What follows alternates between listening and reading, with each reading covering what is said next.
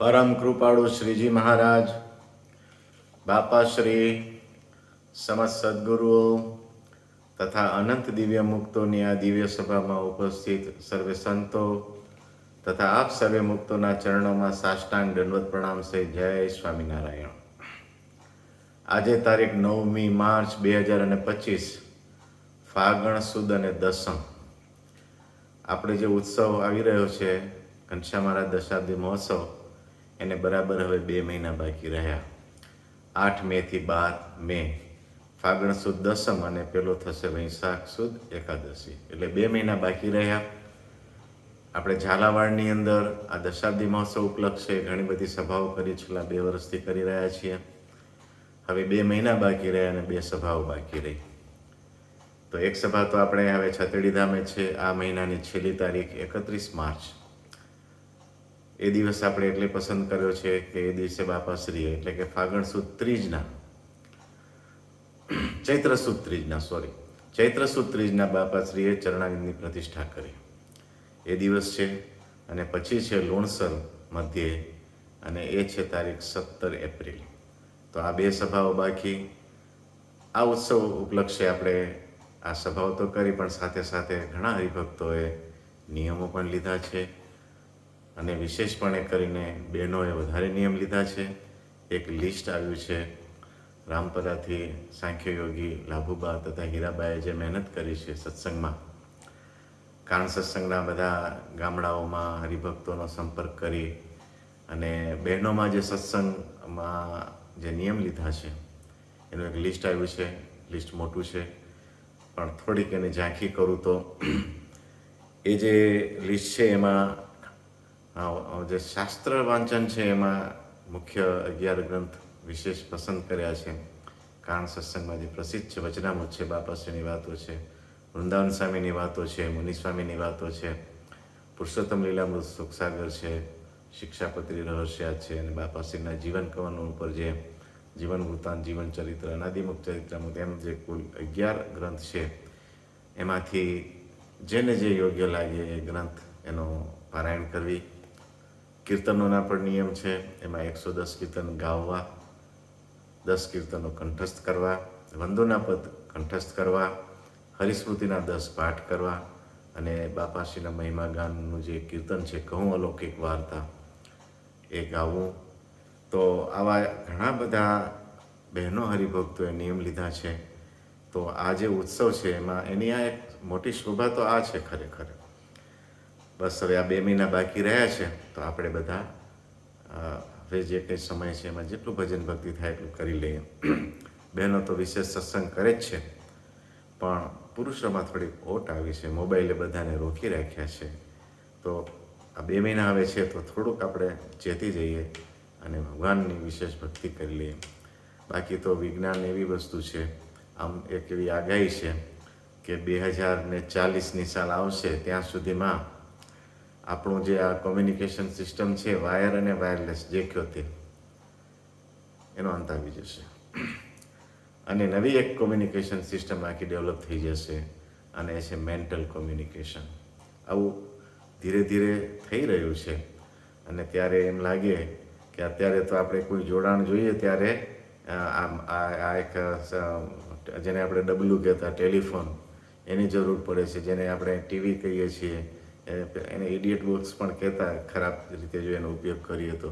આ બધી વસ્તુઓ છે ને બધું આઉટડેટ થઈ જશે, અને મેન્ટલ કોન્ટેક્ટ જ સીધો માણસથી માણસ કરશે. એમ એ શરૂ થશે એ વસ્તુ. પછી સમય શું આવશે ભગવાન જાણે, પણ જો એમ થયું તો માણસ તો નવરો જ નહીં રહે, સતત કોઈકના જોડે સંપર્કમાં જ રહેશે.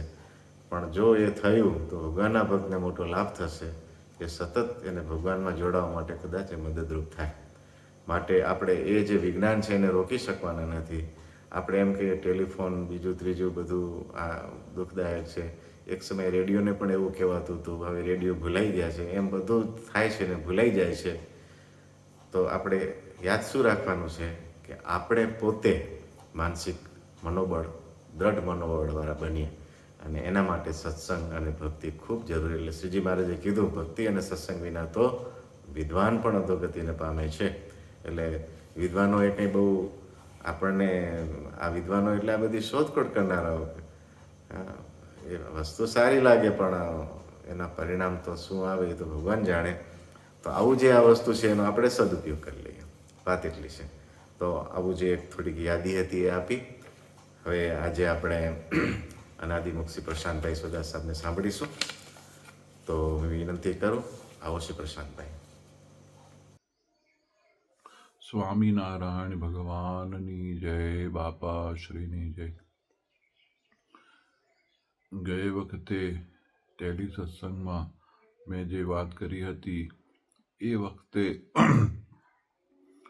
બાપાશ્રીને મળેલા અને ઘણા બધા મુક્તોની જે ફોજ હતી બાપાશ્રી જોડે, એમાંથી હિરજીભાઈ ચાવડા એમના વિશે આપણે વાત કરી હતી. તે વખતે અંતમાં પણ મેં વાત કરી હતી કે હવે પછી બાપાશ્રીના જોડે જે બધા મુક્તો સાથે પ્રગટ થયા હતા, આશા બાપા, ભૂરા બાપા, કેસરા બાપા, દેવરાજ બાપા અને અનેક બીજા એવા મુક્તોની જે ફોજ હતી, એમાંથી સૌને વિશે એક એક વખતે વાત કરીશું. તો આજે નાગરદાસભાઈ ખોડીદાસ આદેસરા એમના વિશે વાત કરીશું. ડૉક્ટર નાગરદાસભાઈ ખોડીદાસ આદેસરા એ આમ તો મારા પિતાશ્રી બિપિનભાઈ સ્વદાસના નાના થાય. મારા પપ્પાના માતુશ્રી ગુણવંતીબેન સ્વદાસ, એમના પિતાશ્રી નાગરદાસભાઈ ખોડીદાસ આદેસરા. હવે એમનું બાપાશ્રી જોડેનું જે એટેચમેન્ટ, બાપાશ્રી સાથેનું એમનું સમાગમ, એ વિશે વાત કરતા પહેલા એમના વિશેની થોડી ઘણી વાત કરીએ કે બાપાશ્રી જોડે એમનો સમાગમ કેવી રીતે થયો. નાગરદાસભાઈ ખોડીદાસ આદેસરા એમનો જન્મ સંવંત 1944માં થયો હતો. એમના નાના ભાઈ હતા એ ડૉક્ટર મણિભાઈ ખોડીદાસ આદેસરા. બંને ભાઈઓ વ્યવસાયે ડૉક્ટર હતા. આ બંને ભાઈઓને બાપાશ્રી પ્રત્યે અતિશય સ્નેહ અને બાપાશ્રી પ્રત્યે અતિશય મહિમા હતો. આમનો જન્મ 1944માં થયો નાગરદાસભાઈનો, અને એ વખતે તેઓ વઢવાણ રહેતા. એમના માતુશ્રી હતા, એમનું નામ હતું સાંકુબા, અને એમના પિતાશ્રીનું નામ હતું અંબાલાલભાઈ. આ બંને જણા, માતા પિતા બંને, એમને બંનેને નિર્ગુણદાસ સ્વામીનો સમાગમ હતો અને સ્વામિનારાયણના સત્સંગી કુટુંબ. જ્યારે નિર્ગુણદાસ સ્વામી વઢવાણ પધારે ત્યારે વઢવાણમાં જે જૂનું મંદિર હતું ત્યાં આગળ સ્વામી ઉતરે, અને એ વખતે વઢવાણમાં જે મંદિર પાસે જે કૂવાનું પાણી હતું એ પાણી બહુ સ્વામીને અનુકૂળ નહોતું. તો વઢવાણમાં મંદિરથી લગભગ 1 માઇલ દૂર એક લાખોપોળમાં એક કૂવો હતો, એને મીઠો કૂવો હતો. ત્યારે નાગરદાસભાઈ અને મણિભાઈના માતુશ્રી એ ત્યાં આગળથી, એ જે કૂવો હતો ત્યાં આગળથી પાણી ભરી માથા પર ઊંચકી અને સ્વામી માટે એ પાણી ત્યાં આગળ લઈ જતા, જેથી કરીને સ્વામી ત્યાં આગળ હોય તો તેમને પાણી અનુકૂળ રહેતું. જ્યારે એ વખતે આ બંને ભાઈઓ સાવ નાના હતા, સાવ નાની ઉંમર, તો એ વખતે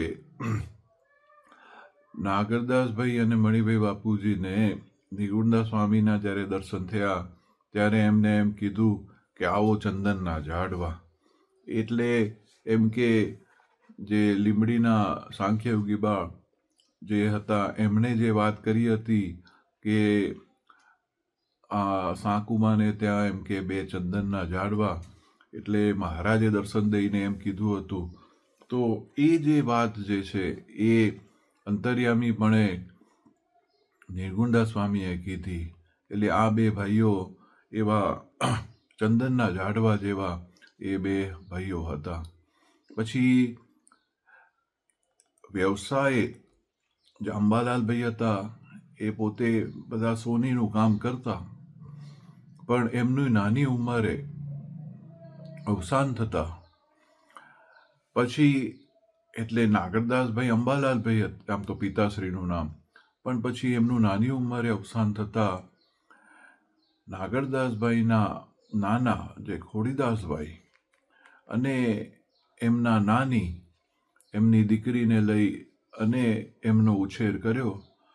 એટલે બંને ભાઈના નામની પાછળ એમના નાનાનું નામ છે, એટલે નાગરદાસભાઈ ખોડીદાસ આદેસરા અને મણિભાઈ ખોડીદાસ આદેસરા. પછી બંને ભાઈઓ અને એમાં જે માં હતા એમની એમ હતું કે બંને ભાઈઓ આ ભણે અને સોનીનો વ્યવસાય ન કરે, એટલે બેઉ જણાને ભણાવ્યા. અને નાગરદાસભાઈ પોતે એ જમાનામાં જે ડૉક્ટરનું કહેવાય એવું એ ભણ્યા હતા. અને એમને એ વખતે SAS એટલે સબ આસિસ્ટન્ટ સર્જન અને LCPSની જે સમકક્ષ ડિગ્રી તેઓ ભણ્યા હતા, એટલે મેડિકલના ફિલ્ડમાં એ લોકો ભણ્યા હતા. પછી બાપાશ્રી જોડેનો જે સમાગમ જે છે પોતે વઢવાણ એ વખતે તો આઝાદી પહેલાંની આ વાત છે, એટલે એ વખતે વઢવાણ સ્ટેટમાં જે આસિસ્ટન્ટ મેડિકલ ઓફિસર તરીકે એઓ પોતે જોબ કરી અને ત્યાં આગળ પોતે હતા. અને વઢવાણ એ મૂળીથી ઘણું નજીક, એટલે મૂળીના બધા જે સદગુરુઓ, મૂળીના જે બાપાશ્રીના હેતવાળા સદગુરુઓની જે ફોજ હતી એમની જોડે આ બંને ભાઈઓને ખૂબ હેત. એમાં પણ નાગરદાસભાઈને ધર્મકિશોરદાસ પુરાણી સ્વામી સાથે ખૂબ હેત થયું.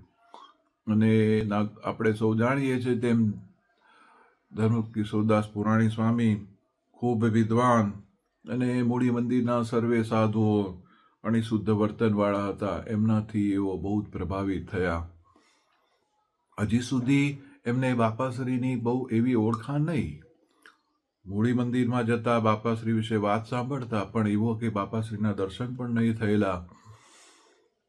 પછી એક વખત એવો પોતે નાગરદાસભાઈ પોતે ત્યાં આગળ વઢવાણમાં આસિસ્ટન્ટ મેડિકલ ઓફિસર તરીકે કામ કરતા હતા, ત્યારે એક વખત ઈશ્વર સ્વામીને સંવંત 1968ની સાલમાં સ્વામીને દાઢમાં દુખાવો હશે, એટલે સ્વામી એમ કે ડૉક્ટર, સત્સંગી ડૉક્ટર છે, નાગરદાસભાઈને બતાવ્યું કે આ દાઢમાં અતિશય દુખાવો છે, જુઓ. તો નાગરદાસભાઈએ એમને તપાસ કરીને જોયું અને કીધું કે આ દાઢમાં સડો ઘણો છે, તો દાઢ કાઢી નાખવી પડે એવું છે. ત્યારે સદગુરુએ કીધું કે તો દાઢ કાઢી નાખો. ત્યારે નાગરદાસભાઈએ એ કાઢવા માટે ઇથર સ્પ્રે એટલે લોકલ એનેસ્થેસિયા આપી અને એમ કે આપણે કાઢી નાખીએ. અને એ લોકલ એનેસ્થેસિયા આપવા માટે કરી અને સ્વામીને સમજાવ્યું કે આવી રીતે આપે એટલે તમને દુખાવો ઓછો થાય. ત્યારે સદગુરુએ કીધું કે એની કંઈ જરૂર નથી, તમે એમને એમ ખેંચી કાઢો. તો નાગરદાસભાઈ કહે કે સ્વામી દુખાવો ઘણો થશે, તો સ્વામી કે એનું કંઈ નહીં. ત્યારે પોતે એ જે દાઢ હતી એ કાઢવા, દાઢ ઘણી કઠણ હતી ઊંડી સુધી, પણ એમને કાઢી. પણ સ્વામી એવી આત્મનિષ્ઠા બતાવી કે એમને હુંકારો પણ કર્યો ને, એવી આત્મનિષ્ઠા સ્વામીએ બતાવી. તેથી એમને સ્વામી પ્રત્યે અતિશય ભાવ થયો. એટલે આ એક નિમિત્ત કર્યું અને આ નિમિત્તથી પછી ઈશ્વર સ્વામી સાથે એમને જોડાણ થોડું થયું. ત્યાર પછી વાત એમ બની કે નાગરદાસભાઈના લગ્ન પાર્વતીબા સાથે થયા હતા. એ પાર્વતીબાના લગ્ન થયા પછી એમને એક પુત્ર હતો, એમનું નામ હતું ડૉક્ટર શાંતિલાલભાઈ આદેસરા, જે જોરામનગરમાં રહેતા હતા. ઘણા બધાને એ નામ ખબર હશે. તે શાંતુભાઈનો જન્મ થયો. એ સાવ નાના હતા, લગભગ એકાદ વર્ષના જેવા, એથી નાના હશે. ત્યારે એ જમાનામાં તો એમને એ વખતે પાર્વતીબાને ક્ષય રોગ થયો અને એ વખતે એમનો દેહનો અંતનો સમય આવ્યો અને એ વખતે એમના દીકરા જે શાંતુભાઈ હતા, એ જે છેલ્લી ઘડી હશે ત્યારે એ દીકરાને એમની સામે લાવ્યા, ત્યારે એ દીકરામાં એમની વૃત્તિ ચોંટી ગઈ. એટલે આ દુનિયાની રીતે કહે કે જીવ અવગતે ગયો. અને આ થવાથી એમને જે આ પ્રસંગ જે સોમચંદ બાપાએ અબજી બાપાશ્રીનું જીવન ચરિત્ર લખ્યું છે એમાં પણ આ પ્રસંગનો ઉલ્લેખ છે કે પછી જે પાર્વતીબા હતા એ અવારનવાર કોઈક વાર ઘણી વખત બીજાના શરીરમાં આવીને થોડું બધાને દુઃખ દે એવું થતું. ત્યાર પછી બાપાશ્રી સંવંત 1972ની સાલમાં મૂળી પધાર્યા હતા. ત્યારે ધર્મકીર્તિદાસ પુરાણી સ્વામીએ કીધું કે નાગરદાસભાઈને કે બાપાશ્રી અહીંયા પધારવાના છે, એટલે આજે તમારે દુઃખ છે તો તમે એમ કે ત્યાં આગળ આવો. એટલે એ વખતે નાગરદાસભાઈ આવ્યા અને એ દિવસે ધર્મકીર્તિદાસ પુરાણી સ્વામીનો મેસેજ આવ્યો. એટલે નાગરદાસભાઈ પોતાના આ જે સમસ્યા હતી, પ્રોબ્લેમ હતો, એને લઈ અને ત્યાં આગળ બાપાશ્રી પાસે આવ્યા. બાપાશ્રી એ વખતે મંદિરમાં હરિકૃષ્ણ મહારાજ રાધાકૃષ્ણની મૂર્તિ પાસે નાની સભા કરીને બેઠા હતા. અને એ વખતે બાપાશ્રીએ પછી એક આશીર્વાદ દીધો અને એ જે દુઃખ હતું એ બાપાશ્રીએ ટાળ્યું. પછી બાપાશ્રી કે નાગરદાસભાઈ, સ્વામિનારાયણના ઘેર આવા કામ થાય છે, કાલે એમ કે મૂળી મંદિરમાં રસોઈ દેજો, એમ વાત કરી. એવી રીતે બાપાશ્રીનો જોડેનો આ એમનો જે મેળાપ થયો અને પછી તો બાપાશ્રી જોડે એ એવા જોડાઈ ગયા. અને એ વાત હંમેશા એ પોતે કરતા. અને પોતે નાગરદાસભાઈ, આમ બે ભાઈઓ હતા, જે નાગરદાસભાઈ અને મણિભાઈ. એમાં નાગરદાસભાઈની કમ્પેરેટિવલી એ 59 વર્ષે ધામમાં ગયા અને મણિભાઈ બાપુજી જે છે એ ઘણું લાંબુ સમય સુધી જીવ્યા. એટલે મારા પિતાશ્રીને નાગરદાસ બાપુજીનો બહુ સમાગમ નહીં થયેલો, કારણ કે નાગરદાસ બાપુજીનો જન્મ થયો ત્યારે મારા પિતાશ્રીની ઉંમર બની નાની હતી. પણ મણિભાઈ બાપુજીની સાથે મારા પિતાશ્રીનો ઘણો લાંબો સમય સુધી સમાગમ થયો. નાગરદાસ બાપુજી પોતે પછી વઢવાણમાં જે વ્યવસાય ડૉક્ટરનો કરતા હતા, પછી ત્યાંથી છોડીને થોડો વખત માટે તેઓ મુંબઈ ડૉક્ટરી વ્યવસાય માટે ગયા અને પછી ત્યાંથી પાછા છોડી અને વિરમગામ આવી અને વિરમગામમાં પોતે પરમેનન્ટ ડૉક્ટરીનો વ્યવસાય કરતા. પોતે અંતર્ધ્યાન ત્યાં સુધી પોતે એ પછી વિરમગામ જ રહ્યા. એ વિરમગામમાં બાપાશ્રી પણ 2-3 વખત પધાર્યા હતા, ત્યારે પણ નાગરદાસભાઈને ઘરે પધાર્યા હતા બાપાશ્રી, અને બાપાશ્રીનો ઘણો લાભ એમણે લીધો હતો. ઘણા પ્રસંગો નાગરદાસભાઈના જે છે વાતો, એમાંથી 1-2 વાત લઈએ. એક વખત બાપાશ્રીની વાતોમાં બીજા ભાગમાં આ પ્રસંગનો ઉલ્લેખ આવે છે કે જે વહેલાળ ગામ છે, વહેલાળમાં ચતુરભાઈ અમીન કરીને એક પાટીદાર હતા. એમને ઉપર સરકારીમાં એમને કારકુનીની નોકરીમાં એક ખોટું તહોમત આવ્યું કે એટલે એમના પર ખોટું આળ આવ્યું અને એમને કંઈક નોકરીમાંથી બરખાસ્ત કરે અને બીજું કંઈ થઈ શકે એવું એ ચતુરભાઈ અમીન વહેલાડના હતા. એ બાપાશ્રીના અતિશય હેતવાળા હતા. તો નાગરદાસભાઈ પોતે કચ્છમાં ગયા અને વૃષપુર આવ્યા. અને વૃષપુર આવ્યા ત્યારે ખબર પડી કે બાપાશ્રી દહીસરા છે. તો ત્યાંથી પાછા દહીસરા ગયા અને બાપાશ્રીનો આશીર્વાદ લઈ અને તરત પાછા પોતે ત્યાં આગળ વિરમગામ જવા નીકળ્યા. ત્યારે એ વાતનો બાપાશ્રીએ વાતોમાં પણ ઉલ્લેખ કરે છે કે બિચારાને વિશ્વાસ કેટલો છે કે 500 ગામનો ધક્કો ખાધો.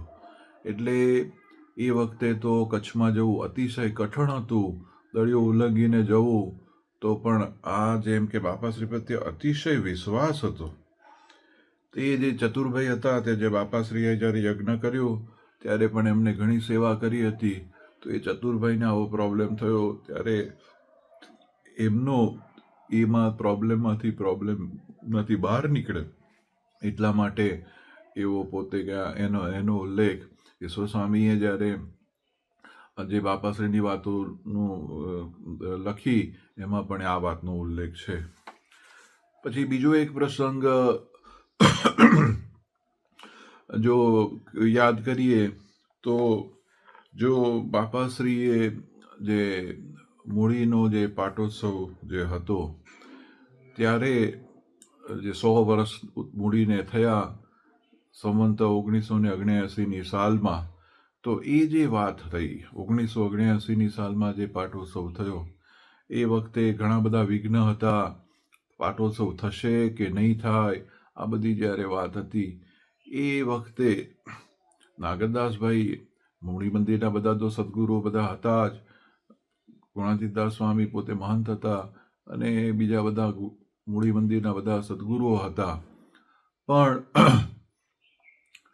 એ વખતે બળદેવભાઈ શેઠ, નાગરદાસભાઈ અને બીજા બધા ઘણા બધા હરિભક્તોએ એ પ્રસંગ જે સરકારી જે કાર્ય હોય એમાં એમ કે ભાઈ સ્ટે આવ્યો પછી સ્ટેની સામે બીજું લડત કરવાની એ બધામાં અતિશય મહેનત કરી અને એ જે વખતની જે દોડાદોડ એ કરવામાં નાગરદાસભાઈ પણ પોતે બહુ જ આગળ પડતો ભાગ લઈને એ પ્રસંગ બાપાશ્રીને રાજી કરવા માટે પોતે એમાં ઇન્વોલ્વ થયા હતા. અને જ્યારે પછી બાપાશ્રી જ્યારે એ પ્રસંગને ઉજવવા માટે વૃષપુરથી મૂળી પધાર્યા ત્યારે મૂળી રેલવે સ્ટેશન પર ઉતર્યા અને પછી મૂળી સ્ટેશનથી તે મંદિરમાં બાપાશ્રીને જે બગીમાં બેસીને લાવ્યા ત્યારે એ બગીમાં બાપાશ્રી જોડે ઈશ્વર સ્વામી, બળદેવભાઈ શેઠ અને નાગરદાસભાઈ પોતે એ જ બગીમાં બેસી અને પછી ત્યાં આગળ મંદિર આવ્યા અને હજારો લાખોની સંખ્યામાં માણસો ભેગા થયા હતા. અને પ્રસંગ બહુ જ ભવ્ય રીતે ઉજવાયો. એ આપણા ઘણા બધા ગ્રંથોમાં એનો ઉલ્લેખ પણ છે કે એ ભવ્ય રીતે પ્રસંગ ઉજવાયો. તો એ જે પ્રસંગ થયો એ પ્રસંગમાં પણ નાગરદાસભાઈએ ઘણું બધું યોગદાન આપ્યું હતું. પછી બાપાશ્રી બીજો એક પ્રસંગ જે આ જે નાગરદાસભાઈનો જે છે એ મને અત્યારે આ વાત યાદ આવે છે તો કરવાનું મન થાય. એ પણ જીવન વૃત્તાંતમાં અને જીવન ચરિત્રમાં બધી જગ્યાએ પણ એનો ઉલ્લેખ છે. અનાદિમુક્ત ચરિત્રામૃતમાં પણ. તો એ પ્રસંગ જ્યારે બાપાશ્રી પોતે કરાચી પધાર્યા હતા ત્યારે કરાચી હતા અને એ વખતે નાગરદાસભાઈને ન્યુમોનિયા થઈ ગયો હતો અને વિરમગામમાં હતા અને તબિયત અતિશય ખરાબ. અને એ વખતે બાપાશ્રીને મણિભાઈ બાપુજી જે ખરા એમના નાના ભાઈ એ પણ ડૉક્ટર હતા. એમને નાગરદાસભાઈની સેવા માટે વિરમગામ પણ હતા. ત્યારે નાગરદાસભાઈની તબિયત બહુ જ બગડી ગઈ એટલે તેમણે વિરમગામથી કરાચી તાર કર્યો, ટેલિગ્રામ, કે તમે એમ કે નાગરદાસભાઈની તબિયત બહુ સારી નથી તો તમે દર્શન દેવા માટે વિરમગામ પધારો. હવે બાપાશ્રીને તો ત્યાં આગળ કરાચીમાં બધા હરિભક્તોના અતિશય હેત અને ત્યાં ગયા હતા અને હજી તો કેટલા બધા લોકોની ત્યાં આગળ બધાનો આગ્રહ હતો કે બાપાશ્રી તમે પધરામણી કરો. હવે હજી તો હજી થોડો જ વખત થયો હતો, ત્યાં તાર આવ્યો તો બાપાશ્રી કે અમારે આ ડૉક્ટર જે છે હવે અમારે એમ કે એમને દર્શન દેવા જવું પડશે. ત્યારે એ બધા ત્યાંના હરિભક્તો કે બાપા તમે એમ કે એમના રોગ અહીંથી રહેશે ને મટાડો ને, એમ વાત કરી. પછી નાગરદાસભાઈને પોતે દિવ્ય રૂપે દર્શન દીધા. એ વાત આપણે ત્યાં આગળ જે દિવ્ય દર્શન પ્રદર્શન છે અને દિવ્ય દર્શન જે બુક છે એમાં પણ એનું એક ચિત્ર દોરેલું છે કે નાગરદાસભાઈ પોતે વિરમગામ હતા અને બાપાશ્રી ઈશ્વર સ્વામી વૃંદાવન સ્વામી એમને દિવ્ય રૂપે દર્શન દીધા, મનુષ્ય રૂપે પ્રત્યક્ષ દર્શન દીધા. અને બાપાશ્રી એ પોતે ત્યાં વિરમગામમાં હતા તો એકદમ જાગી ગયા તો બાપાશ્રી પ્રત્યક્ષ દીઠા. નાગરદાસભાઈ કે બાજુમાં એ પોતે જે પલંગમાં સૂતા હતા, બાજુમાં મણિભાઈ બાપુજી નીચે સૂતા હતા, તો એ દેખાય, બાપાશ્રી દેખાય, ઈશ્વર સ્વામી વૃંદાવન સ્વામી એમના દર્શન થયા.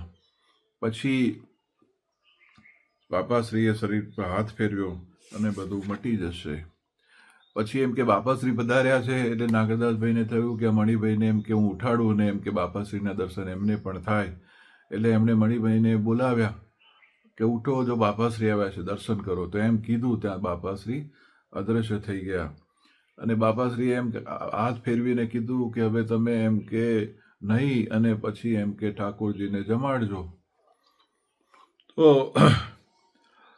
પોતે ઉઠ્યા અને મણિભાઈ એકદમ જાગ્યા તો કે જો બાપાશ્રી પધાર્યા હતા અને મને આમ દર્શન દઈને કીધું હવે મને નવડાવો અને પછી કે જમાડો. તો મણિભાઈ કહે કે અત્યારે તમને આવું ડબલ ન્યુમોનિયા છે ને આવી રીતે, તો કે તને ક્યાં ખબર પડે, તું જો મને તપાસ કર. તો એમણે મણિભાઈ પોતે ડૉક્ટર હતા, એમને સ્ટેટોસ્કોપ લઈને પછી ચેક કર્યું તો એકદમ બધું નોર્મલ લાગ્યું. બધા પલ્સ માપી તો પલ્સ બધી નોર્મલ થઈ ગઈ હતી અને એકદમ જાણે મટી ગયું હોય, કશો જ શરીરમાં રોગ ના હોય એવું થઈ ગયું. પછી તો પણ એમને થયું કે પછી સવારના વહેલી સવારે પરોઢમાં એમને નવડાવ્યા અને પછી થોડુંક થાળ જમાડ્યો. એમ બાપાશ્રીએ દિવ્ય રૂપે દર્શન દઈ અને નાગરદાસભાઈનો આ જે રોગ હતો એ એમને મટાડ્યો. આ એક પ્રસંગ ઘણી બધી જગ્યાએ એનો ઉલ્લેખ છે. ઇવન આપણે ક્ષત્રિય જે મંદિર જે છે એમાં જે બધા પથ્થરમાં આપણે બધા જે પેલા કરેલા છે એમાં પણ આ પ્રસંગને કોતરેલો છે. એ તો દિવ્ય દર્શનના જે બધા જે પ્રદર્શનમાં જે છે એમાંનું જ એક ચિત્ર એમાં પણ છે. આ બંને ભાઈઓને જે બાપાશ્રી પ્રત્યેનો અતિશય સ્નેહ, અતિશય મહિમા, એમના માટે ધર્મકિશોરદાસ પુરાણી સ્વામીનો બહુ મોટો પેલો કહેવાય. એટલે હંમેશા માટે એમ કહેતા કે ધર્મકિશોરદાસ પુરાણી સ્વામીને લઈ અને આ બાપાશ્રીને ઓળખાણા. પછી એક વખત આ બંને ભાઈઓ બાપાશ્રીના દર્શન કરવા માટે પછી તો અવારનવાર વૃષપુર જતા, સમાગમ કરવા માટે આવતા. અને પછી એક વખત સંવંત 1978ની સાલમાં બંને ભાઈઓ એમના પરિવાર સાથે ત્યારે ત્યાં આગળ વૃષપુર આવ્યા એ બધા અને બાપાશ્રીનો દર્શન સમાગમ કરવા માટે. અને એ જે આખો જે પ્રસંગ છે એ મણિભાઈ બાપુજીએ પોતે પાછળથી એ બધું એ જે પ્રસંગ છે એની નોંધ કરી રાખેલી છે કે આ બન્યું તો અમે બધા આ રીતે આવી રીતે ગયા અને આમ છે આવી રીતે થયું નામ. તો એ વખતે બાપાશ્રી તે વિશે અતિશય ભાવ હતો. અને એ વખતે વિરમગામ અને વઢવાણથી બધા જ કુટુંબ લઈ અને બંને ભાઈઓ ત્યાં આગળ વૃષપુર ગયા. ત્યાં આગળ પહેલાં ભુજ ગયા. ભુજમાં નિર્મલા બ્રહ્મચારી મહારાજના દર્શન કરી, ત્યાં ભુજ મંદિરમાં દર્શન કરી અને પછી વૃષપુર ગયા. અને વૃષપુરમાં ગયા અને ત્યાં આગળ જઈ અને પછી ત્યાં આગળ રહ્યા, બાપાશ્રીનો સમાગમ કર્યો. પછી રામપરા વેકરા ગયા, ત્યાં આગળ ગંગાજીમાં સ્નાન કર્યું, ધનબા ફેફાના દર્શન કર્યા આવી રીતે બધે કચ્છમાં દર્શન કરી અને પાછા કૃષ્ણપુર આવી બાપાશ્રીને રાજી કરી અને પાછા વઢવાણ અને વિરમગામ બંને ભાઈઓ ગયા. મણિભાઈ ડૉક્ટરનું પ્રેક્ટિસ તેઓ પછી વઢવાણમાં પ્રેક્ટિસ કરતા અને નાગરદાસભાઈ વિરમગામને પ્રેક્ટિસ કરતા. તો વિરમગામમાં ગયા ત્યારે વિરમગામમાં ત્યાં આગળ નાથીબા સાંખ્યયોગી બા હતા. એમને પૂછ્યું કે તમે દર્શન કરી આવ્યા? તો કે હા, અમે ત્યાં દર્શન કરી આવ્યા. તો કે બાપાશ્રીના કેવું લાગ્યું ત્યાં બધું, એમ પૂછ્યું. તો કે બાપાશ્રી બહુ મોટા પુરુષ છે. એટલે એમ એવો જેવો જે મહિમા સમજવો જોઈએ એવો સમજ્યા નહીં હોય. એટલે નાથીબાએ તો એમ કીધું કે હીરો ઘોઘે જઈ આવ્યા, તમે જેવો મહિમા સમજવો જોઈએ એવો સમજ્યા નહીં. ત્યારે નાગરદાસભાઈ કે અમે એમ ન સમજીએ, અમને તો કે તમે એમ કે એ કેવા અતિશય મોટા છે મહારાજના, એમ કે પછી કીધું કે જેમ મહારાજે આશીર્વાદ આપ્યા અને એમ કે અમ જેવા પુત્ર ખપે, એમ જ્યારે બાએ કીધું અને મહારાજને દે પોતા કે અનાદિ મુક્ત છે, અમારા જેવા કહેવાય, એટલે મહારાજ જેવા મુક્ત છે એમ જે વાત કરી હતી. તો કે તમે કોનું કયું માનો, એવું નાથીબાએ કીધું. ત્યારે કે ઈશ્વર સ્વામી કહે કે જાઓ ઈશ્વર સ્વામીને પૂછ્યા આવો. એટલે તુરંત પોતે વિરમગામ આવ્યા અને તરત સ્વામી પાસે પાછા, સ્વામી એ વખતે સરસપુર બિરાજતા હતા, એટલે સ્વામી પાસે ગયા અને સ્વામીને પગે લાગ્યા અને સ્વામીએ કીધું કે આ જે સાંખ્યયોગી બા જે કહે છે એ સાચી વાત છે, એ એવા મોટા પુરુષ છે. ત્યાર પછી બાપાશ્રી વિશે અતિશય જેમ છે એમ એવો ભાવ એમને થઈ ગયો. અને પછી બાપાશ્રી જ્યાં સુધી મનુષ્ય રૂપે આ પૃથ્વી પર હતા ત્યાં સુધી તો એમને અતિશય સમાગમ પણ કર્યો. અને વિરમગામમાં બાપાશ્રી પોતે બે વખત એમના ઘરે પણ પધાર્યા, જમ્યા. એ જ રીતે વઢવાણનું જે ઘર હતું મણિભાઈનું, ત્યાં પણ બાપાશ્રી 2 વખત પધાર્યા હતા અને જમ્યા હતા. ને ત્યારબાદ નાગરદાસભાઈએ પોતે ઈશ્વર સ્વામીની પણ અતિશય સેવા કરી હતી.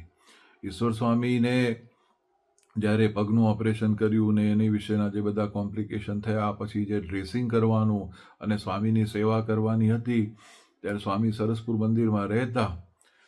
તો બા એમ કહેતા કે 6 મહિના સુધી નાગરદાસભાઈ પોતે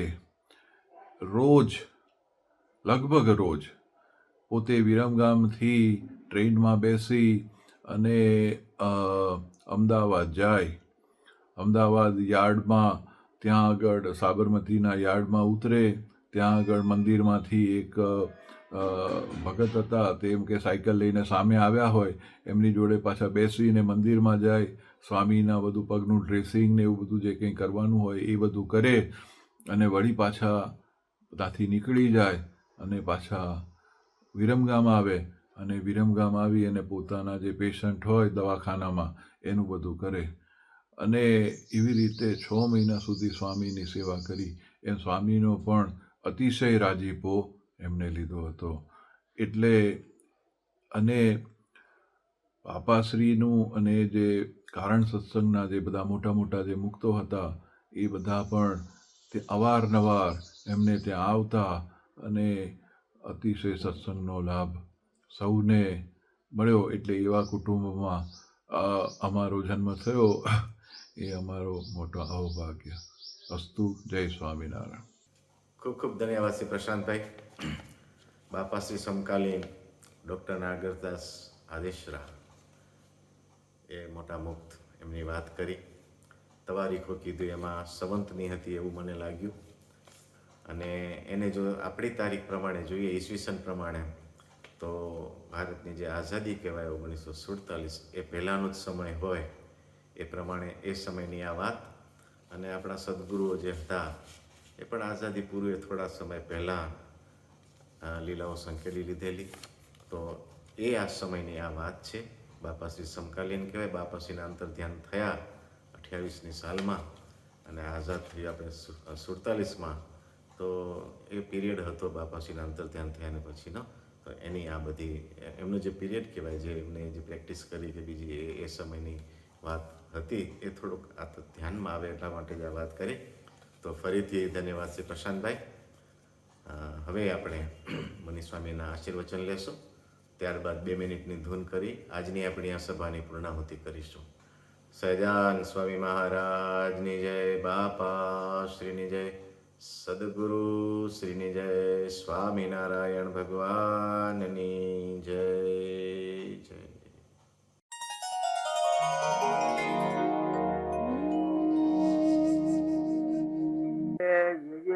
ભગવાનની પ્રસન્નતાના સાધન કરવા, એ ભગવાનની મૂર્તિ સંભાળીને કરવા. મૂર્તિ ન સાંભળે તો મહારાજ કોઈ શાંતિ ના આવે. જગતમાં કેટલાક કીર્તન કરે છે, વાજિંત્ર વગાડે છે, પણ ભગવાનને ભૂલીને કરે છે એટલે શાંતિ નથી આવતી. ભગવાન ના વચને ભગવાનની મૂર્તિ સંભાળી કરવું તો શાંતિ સુખ આવે. શાંતિ એટલે શું અને અશાંતિ એટલે શું? તો વિષયનો રાગ છે જીવને એ અશાંતિ છે, અને વિષયની વાસના ટળી જાય એ શાંતિ છે. ભગવાનની મૂર્તિ સંભાળીને કથા વાર્તા કીર્તન કરે તો એના જીવમાંથી માયા જાય છે. નિર્વાસી થઈ ભગવાન સુખે થાય છે.